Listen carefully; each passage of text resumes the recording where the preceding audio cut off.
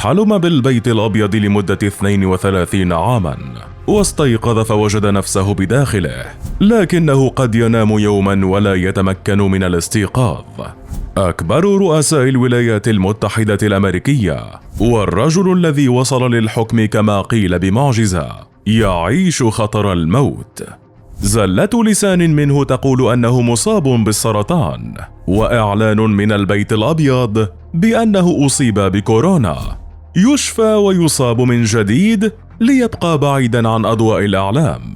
هفوات ووقعات عدة سلطت الضوء على الرئيس الكبير، لكن القصة والسيناريو قد تتغير في لحظة، وذلك إذا خرج البيت الأبيض ليعلن وفاة الرئيس الأمريكي جو بايدن.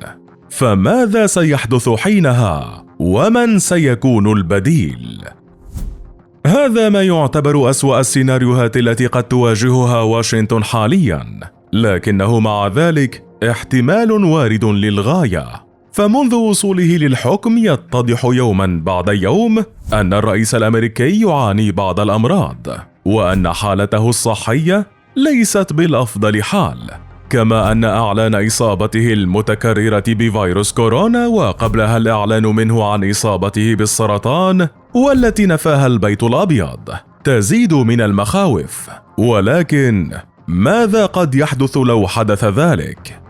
وفق القانون الأمريكي فالمعادلة واضحة: في حال وفاة الرئيس يحل بدلا عنه نائبه حتى نهاية ولايته، ومن ثم تتم انتخابات رئاسية كما جرت العادة. وهنا نتحدث عن وصول نائبة جو بايدن للحكم، وهي كامالا هاريس، ويأتي مع اسمها سؤال ثان: ماذا قد يحدث إذا وصلت؟ وكيف هي سياستها؟ في الواقع كانت كامالا هاريس منافسة لبايدن قبل أن تتحول لنائبته، حيث نافسته على الترشح لمنصب الرئاسة في الحزب الديمقراطي، لكنها سريعا تراجعت لتحصل على منصب النائب للرئيس.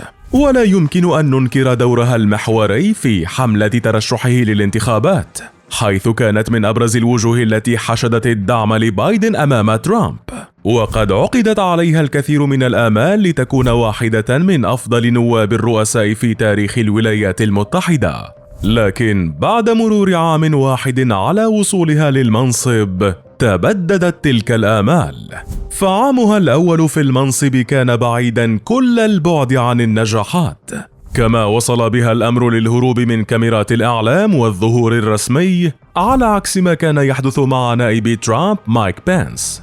وتشير استطلاعات الرأي إلى تراجع شعبيتها بشكل كبير في الداخل الأمريكي، فخلال ذات العام كلفها جو بايدن بمهام وصفت بالصعبة، وأخرى كادت أن تكون مستحيلة.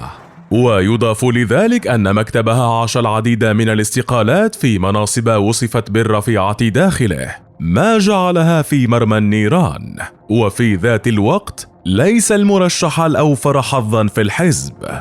كلفت هاريس منذ توليها المنصب بمهمة معالجة الأسباب الجذرية للهجرة غير النظامية للولايات المتحدة، وتحديدا من بلدان أمريكا الوسطى، إلا أن عكس التوقعات قد حدث.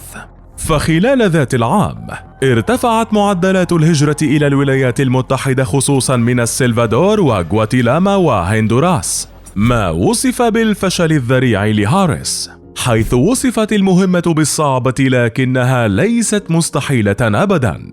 كما أكل لها مهمة إصلاح قانون التصويت الوطني، وذلك بعدما خرج ترامب باتهامات تقول أن الانتخابات قد زورت. لكن هاريس كانت على موعد مع فشل جديد، حيث وجدت معارضة مستميتة من قبل الجمهوريين، كما رفض بعض الديمقراطيين الإصلاح، وتحولت جهود هاريس إلى فشل متراكم للغاية. ومن هنا يمكن أن نتخيل فرضية وصول هاريس للرئاسة، فداخليا قد عاشت الفشل بقوة، وخارجيا يصف المراقبون سياستها بالأقرب لإسرائيل تحديدا، وأنها قد تؤدي لخسارة واشنطن العديد من الحلفاء. ومن جانب آخر يرى البعض أن صعودها للرئاسة سيكون مدعوما من الرئيس الأمريكي الأسبق باراك أوباما، والذي من الممكن أن يعيد سيناريو حقبته السابقة تماما من خلال كامالا هاريس. مع ذلك سيمثل صعود هاريس للمنصب حالة فريدة، حيث ستكون أول امرأة تحكم البيت الأبيض بالتاريخ، وفي ذات الوقت أول امرأة من أصحاب البشرة السمراء تصل للمنصب أيضا. وقد يمثل صعودها في البداية من دون انتخابات فرصة مناسبة لها للتسويق لنفسها أكثر في الداخل الأمريكي، وفي ذات الوقت عقد شراكات جديدة مع حلفاء جدد يمكنهم أن يساعدوها على تحسين إدارتها، ومن ثم تدخل الانتخابات رسميا وهي الرئيسة السابقة وليست نائبة الرئيس التي لا تظهر أمام وسائل الإعلام ويلاحقها الفشل في كل الملفات التي تعمل عليها. فبرأيك هل ستكون هاريس أفضل من بايدن في البيت الأبيض؟ وهل من الممكن أن تثبت نفسها أمام العالم لتصبح رسميا وشعبيا الرئيسة الفعلية للولايات المتحدة؟